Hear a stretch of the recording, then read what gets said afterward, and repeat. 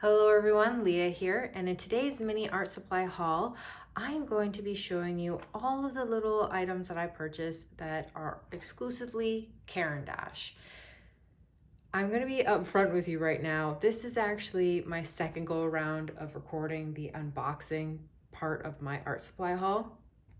I did the unboxing and then I did all the swatching, and when I went back to edit it, I realized that the unboxing portion had no sound.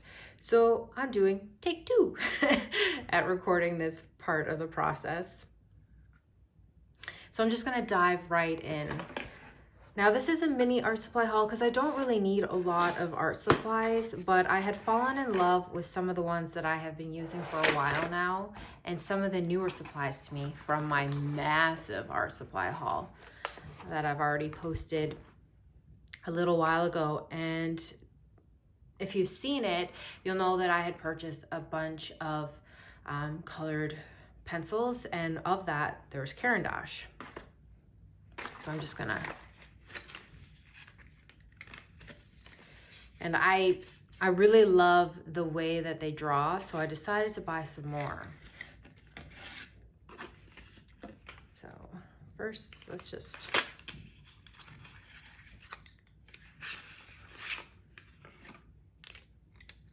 So of the Caran D'Ache Luminance that I ended up getting, I decided to expand my green collection and add two colors that I absolutely love when using my watercolors from my spring palette.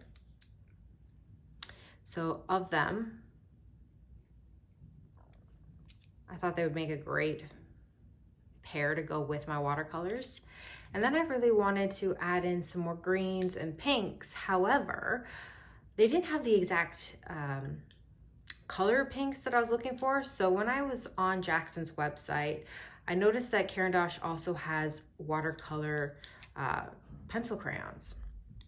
And I thought, you know what? I really like their Neo 2 watercolor crayons. I wanted to see if these would also have the same kind of texture as the Luminance. Now, as you can see, they're built a little bit differently. So they're thinner, and they have this little symbol here that marks it as a watercolor. And they're called the SupraColor Soft.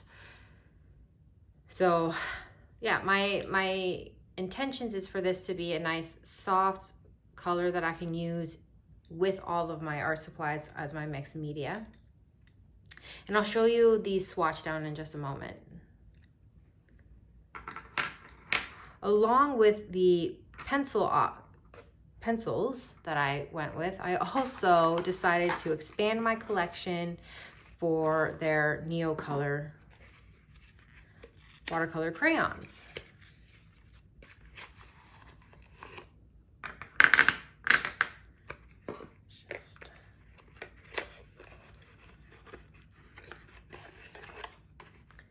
I've been playing on and off with these for about, I want to say roughly 2 years. I've been playing on and off with the Caran D'Ache NeoColor 2 watercolor crayons because I purchased their basic set that comes with, I think 10 colors in there. But the problem is I didn't really gravitate to all the colors, so I was only using 1 or 2 of the colors, and I decided because I really enjoy using those 2 colors, I would then just buy open stock colors that I'm interested in, which I find as an artist is something that I'm more geared towards. If there is something new that I want to try, I pick out the colors myself and I buy those as individual colors versus buying sets nowadays. When I first started getting into doing watercolors and acrylics and things like that, and along my journey of trying new art supplies, I would buy sets and try the set, but I found that way kind of ended up with me not really enjoying the art supplies because I wasn't enjoying the colors. So if you are the type of person that gears more towards, say, blues or reds or anything like that, I would recommend trying to do the open stock option for just selecting 1 or 2 colors of an item. All right, so now that I've unboxed everything again, let's take a look at them being swatched out. Okay, future Leah here, popping in to go over the colors that I purchased, what's happening as I'm swatching, and some information. So I'm starting off with my NeoColor watercolor crayons, and what I'm doing is first I'm going to just draw it down heavy and then light, and then wet them both to see how they react to water. This first color here is the pink, and its internal code for Caran D'Ache is 081. So I just want you guys to know that I did my best to try to find any pigment information about these items, but I couldn't find everything. So the one that's being swatched right now is salmon pink, and its internal code is 071. I'm letting you guys know about their codes because not all stores or systems might have every color labeled, but they might give you the Caran D'Ache's number for it. So I thought I would share as much as information as I can for it. Now this one right here is the salmon color, and it's 051. It's a really nice kind of corally orange, so it's a really nice salmon color. And right now the apricot is being swatched out, and its internal code is 041. The apricot and the salmon, I must say, are very similar in color, only one has more of a, I want to say more of a warmier red tone to it versus the other, so the salmon is more on the redder tone. And now I'm going to be swatching the golden ochre, and its internal code is 033. I absolutely love this color. I'm thinking it's going to be one of my go-tos for when I'm doing like landscapes, or I want to do anything like deserty, like inspired by that, or even if I think about doing any food illustrations. I know it's not something I normally do, but it kind of reminds me of a good color to use for painting waffles or something. All right, so next up is their color named Flesh, and its internal code is 042. I really like it as a nice pastel-y, creamy color. I don't like the name. It doesn't really represent the color very well, but I don't know. That's just what they named it. So up next is Sahara Yellow, and its internal code is 521. It's a very vibrant pale yellow, and I think it's going to be great for doing bright suns and little flower details. It's a subtle color, but it still has a vibrancy to it, so I like it so much. Okay, so I'm going to continue on with the NeoColors. I'm just switching over to a different page, and you'll see why in a few minutes. So the one that's going up right now is their silver gray, and its internal code is 002. I was kind of hoping this color would be more on the bluer side, because when I looked at it online, it has a cool tone to it. And yes, it is sort of cool, but I was kind of hoping it'd be bluer. But that's okay. I'm going to try to use it and see how I can interact this color with my others. Up next is Moss Green. Its internal code is 225, and this is a really nice green. I can see it being used a lot for flowers and landscapes, just because it's one of those perfect kind of grass greeny colors, but on the less vibrant side, so more earthy. Now I am swatching the olive, and its internal code is 249. The olive color, I was kind of hoping it would be a little bit more greenier, but it's more browner. And even though I was hoping it'd be more on the greeny side, I actually kind of like it now that I've used it a couple of times. that it's more on the brown side of a green tone because it gives my drawings kind of this earthier feel to it. Up next is the olive brown, and its code is 039.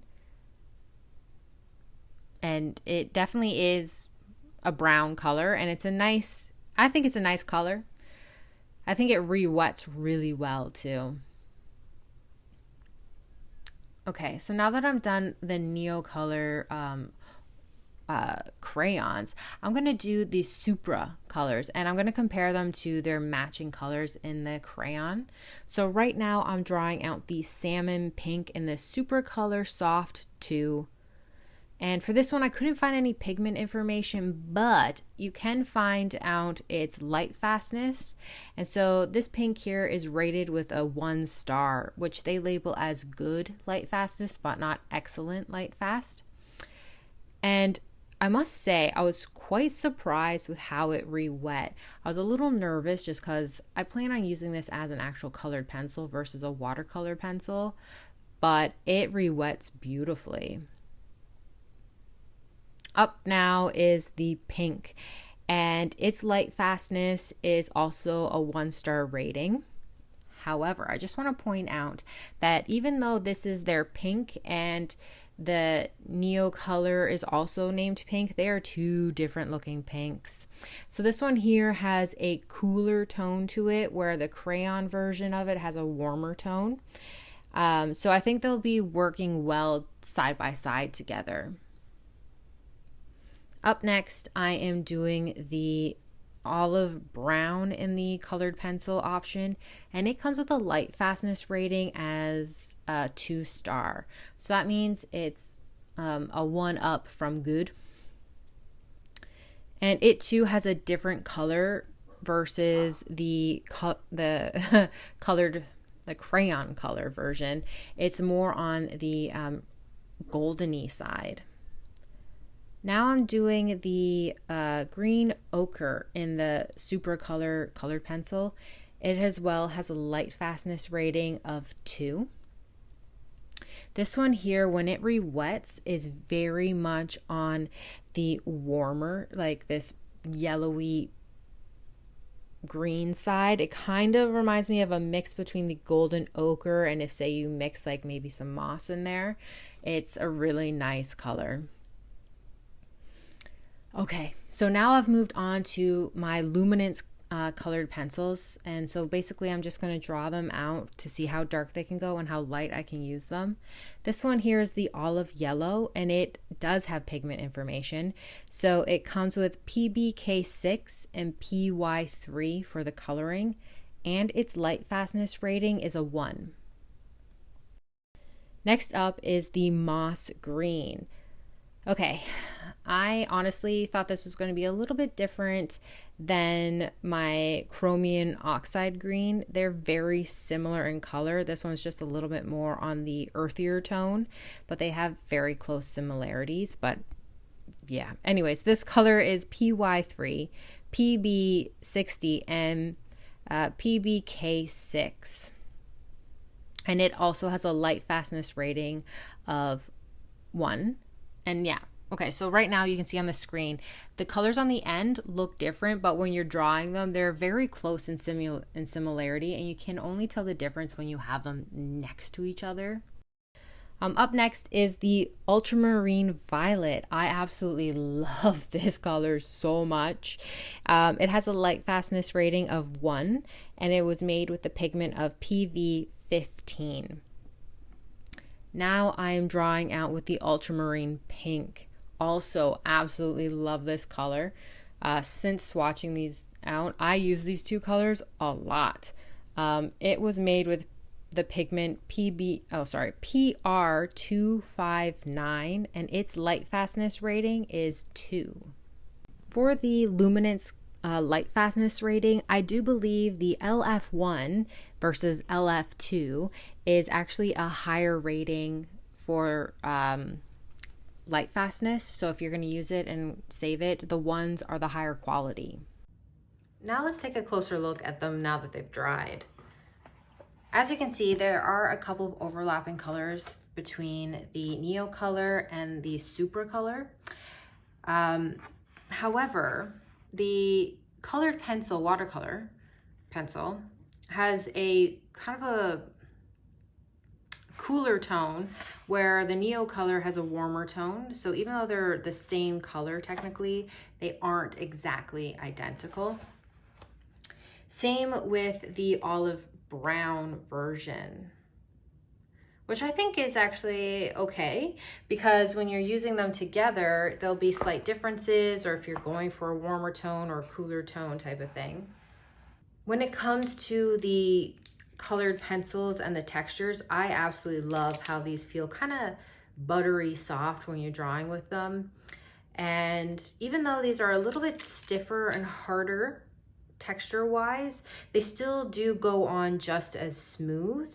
So I see myself using these colors a lot just as colored pencils versus watering them or wetting them down or doing anything watercolor related. However, it's really going to be, I think, interesting is if I do end up using this and then use watercolors at any point and maybe get this wet, so it might blend and bleed into it and create interesting dynamics. I absolutely love these colors and the way they look together, as well as the fact that they really do blend with my favorite color palettes that I use most often, which is my spring and autumn. I think they're going to go very well with them when being used together. Thank you so much for watching this mini unboxing and swatching. If you have any comments or questions, let me know in the comment section below, especially because after I've had quite some more time with using these art supplies, I'm going to be doing individual reviews of the Luminance, the watercolor crayons, and the watercolor pencils. So if you have any questions about what they're like or how they function or anything like that, or the color options, let me know and I'll make sure to reference back to them when I get to the point where I'm doing these reviews as well. If you are interested in healing with art, hit that subscribe button, because that's what I do here. I supply little tidbits and helpful tips and tricks and reviews of art supplies that you may potentially be interested in for doing your healing with art. If you like this video, please give it a thumbs up.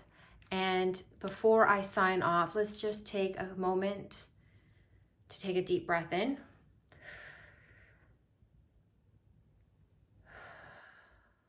And let the air out. Let's take another one in as we focus on bringing in positivity. And when we release that air, let's release any negativity. Let's shake out our limbs. Let's brush it off. All right. Thank you so much, everyone. And until next time, stay magical.